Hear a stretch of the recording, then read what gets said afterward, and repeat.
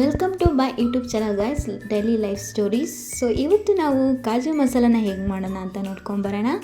So gas ಮೇಲೆ first ಒಂದು ಪಾತ್ರೆ ನೀರು ಹಾಕ್ಕೊಂಡು ಗೋಡಂಬಿನ ಮತ್ತು ನಾನು 4 ಜನಕ್ಕಾಗಷ್ಟು ಗೋಡಂಬಿನ ತೊಗೊಂಡಿದ್ದೀನಿ, ಅಂದರೆ ಅರ್ಧ ಕಪ್ಪಷ್ಟು. ಸೊ ನೆಕ್ಸ್ಟು ಒಂದು 5 ನಾನು ಬಾದಾಮಿನ ಆ್ಯಡ್ ಮಾಡ್ಕೊಂಡಿದ್ದೀನಿ, ಇದು ಆಪ್ಷನಲ್ಲು. ಸೊ 1 ಈರುಳ್ಳಿ ತೊಗೊಂಡಿದ್ದೀನಿ, ಕಟ್ ಮಾಡಿಕೊಂಡು 1 ಈರುಳ್ಳಿನ ಹಾಕ್ಕೊಳ್ಳೋಣ.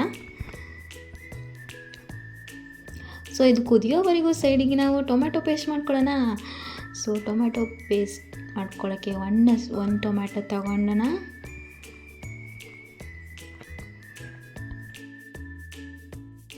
ಅರ್ಧ ಲವಂಗ ಹಾಕ್ಕೊಳ್ಳೋಣ. ಆಮೇಲೆ 4 ಮೆಣಸನ್ನ ಹಾಕ್ಕೊಳ್ಳೋಣ.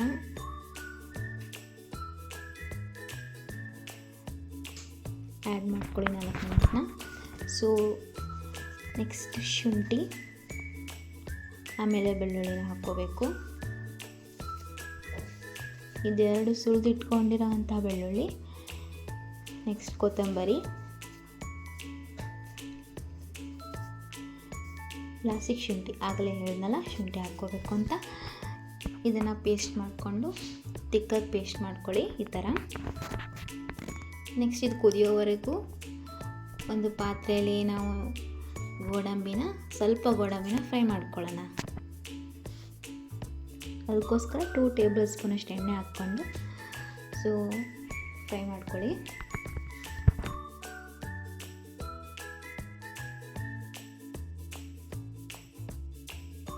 ಇದು ಗೋಲ್ಡನ್ ಆಗೋವರೆಗೂ ಫ್ರೈ ಮಾಡ್ಕೋಬೇಕು.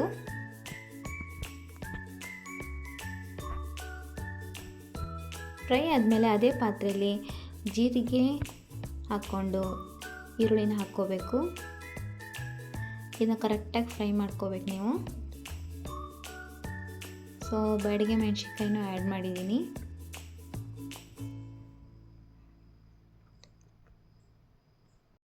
ಸೊ ಫ್ರೈ ಆದಮೇಲೆ ಟೊಮ್ಯಾಟೋನ ಆ್ಯಡ್ ಮಾಡ್ಕೊಳ್ಳೋಣ. 1 ಟೊಮ್ಯಾಟೊ ಹಾಕ್ಕೊಂಡಿದ್ದೀನಿ.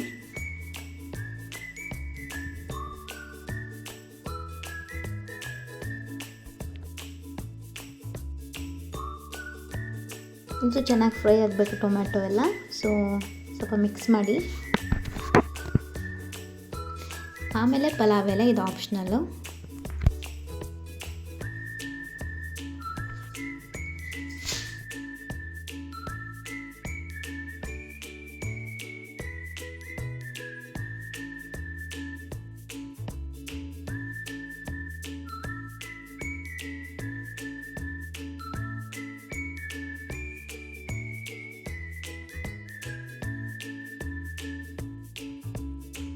ಸೊ ಚೆನ್ನಾಗಿ ಮಿಕ್ಸ್ ಮಾಡಬೇಕು.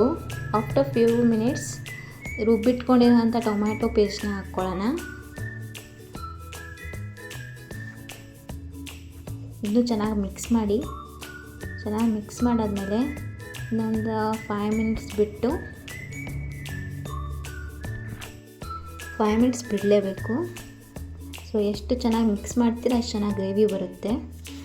ಸೊ ಅದಕ್ಕೆ ಚೆನ್ನಾಗಿ ಮಿಕ್ಸ್ ಮಾಡಬೇಕು, ಅಂದರೆ ಚೆನ್ನಾಗಿ ಟೇಸ್ಟ್ ಬರುತ್ತೆ. ಸೊ ಎಷ್ಟು ಕೈ ಆಡಿಸ್ತೀರಾ ಅಷ್ಟು ಚೆನ್ನಾಗಿ ಬರುತ್ತೆ.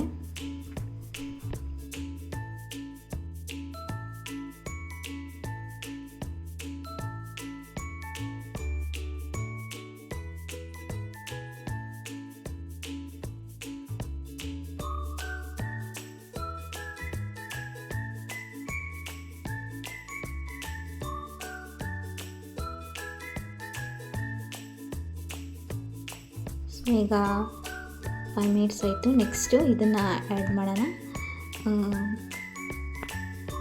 ಗೋಡಂಬಿ ಪೇಸ್ಟ್ನ ಆ್ಯಡ್ ಮಾಡ್ಕೊಳ್ಳೋಣ.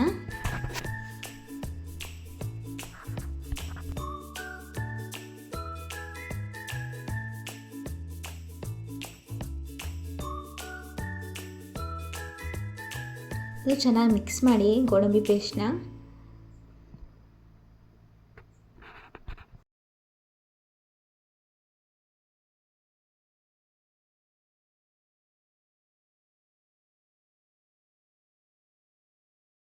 ನಾನು ಆಗಲೇ ಹೇಳಿದ ಹಾಗೆ ಎಷ್ಟು ಚೆನ್ನಾಗಿ ಮಿಕ್ಸ್ ಮಾಡ್ತೀರಾ ಅಷ್ಟು ಚೆನ್ನಾಗಿ ಗ್ರೇವಿ ಬರುತ್ತೆ. So mix it well.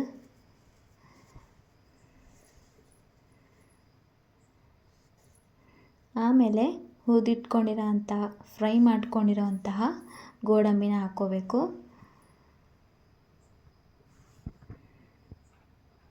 ಅದನ್ನ ಹಾಕ್ಕೊಂಡು ಚೆನ್ನಾಗಿ ಮಿಕ್ಸ್ ಮಾಡಬೇಕು. ಬಿಕಾಸ್ ಗೋಡಂಬಿ ಒಳಗಡೆನೂ ಮಸಾಲೆ ಹೋಗ್ಬೇಕಲ್ವಾ, ಸೊ ಅದಕ್ಕೆ.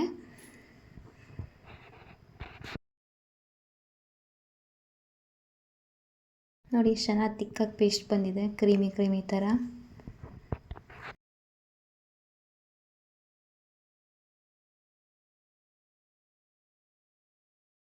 ಸೊ ಇದಾದಮೇಲೆ 2 ಟೇಬಲ್ ಸ್ಪೂನಷ್ಟು ಅಚ್ಚ ಪುಡಿ ಹಾಕ್ಕೊಳ್ಳೋಣ. ಖಾರ ನಿಮ್ಗೆ ಎಷ್ಟು ಬೇಕೋ ಅಷ್ಟು ನೋಡ್ಕೊಂಡು ಹಾಕ್ಕೊಳ್ಳಿ. So next coriander masala and some garam masala ಹಾಕ್ಕೊಂಡು ಚೆನ್ನಾಗಿ ಫ್ರೈ ಮಾಡಿಕೊಂಡು ನೆಕ್ಸ್ಟ್ ಲಾಸ್ಟಿಗೆ ಸ್ವಲ್ಪ ಅರಿಶಿನ ಹಾಕ್ಕೊಳ್ಳೋಣ. ಮಸಾಲ ಆ್ಯಡ್ ಆದಮೇಲೆ ಚೆನ್ನಾಗಿ ಫ್ರೈ ಮಾಡ್ಕೋಬೇಕು, ಮತ್ತು ಮಿಕ್ಸ್ ಮಾಡ್ಕೋಬೇಕು ಚೆನ್ನಾಗಿ.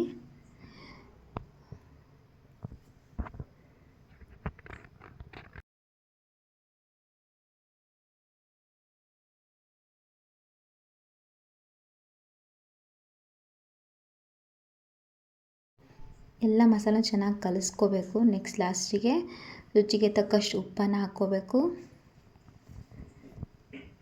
ಉಪ್ಪನ್ನ ನೋಡ್ಕೊಂಡು ಹಾಕ್ಕೊಳ್ಳಿ. ಆಮೇಲೆ ಅದನ್ನು ಮಿಕ್ಸ್ ಮಾಡಬೇಕು ಚೆನ್ನಾಗಿ.